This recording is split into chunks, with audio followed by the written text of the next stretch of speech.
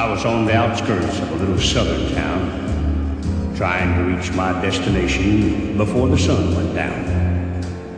The old CB was blaring away on Channel 19 when there came a little boy's voice on the radio line. And he said, "Breaker 19, is anyone there? Come on back, truckers, and talk to Teddy Bear." Well, I keyed the mic and I said, "You got it, Teddy Bear." And the little boy's voice came back on the air.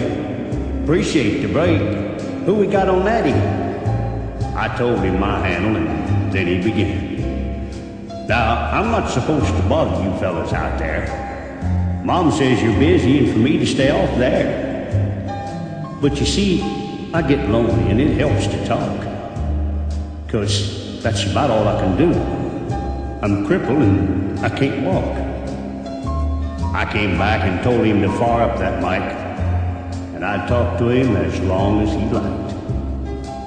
"This was my dad's radio," the little boy said, "but I guess it's mine and Mom's now, 'cause my daddy's dead.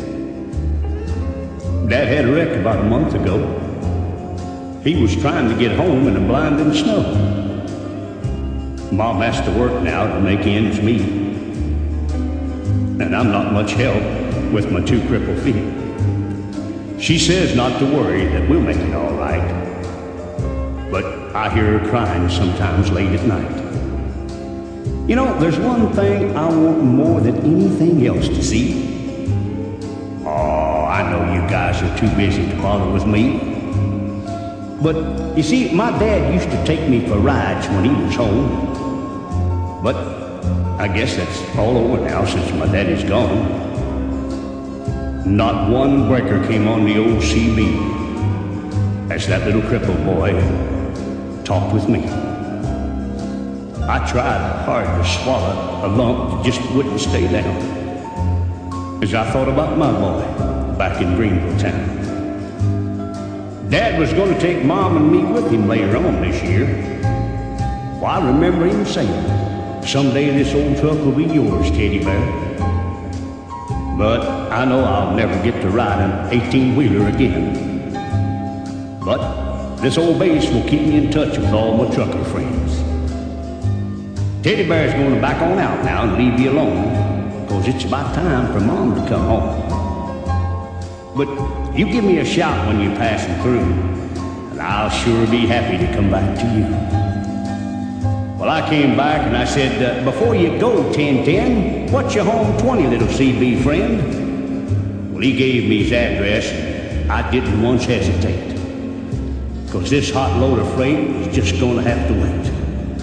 I turned that truck around on a dime and headed straight for Jackson Street, 229.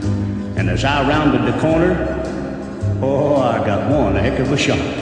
18-wheelers were lined up for 3 city blocks. Well, I guess every driver for miles around had caught Teddy Bear's call.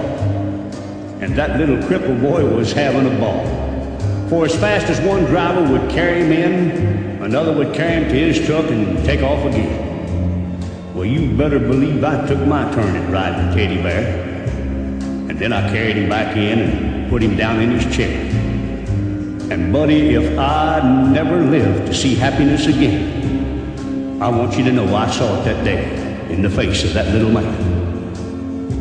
We took up a collection for him before his mama got home, and each driver said goodbye, and then they were all gone. He shook my hand with a mile-long grin and said, "So long, trucker, I'll catch you again."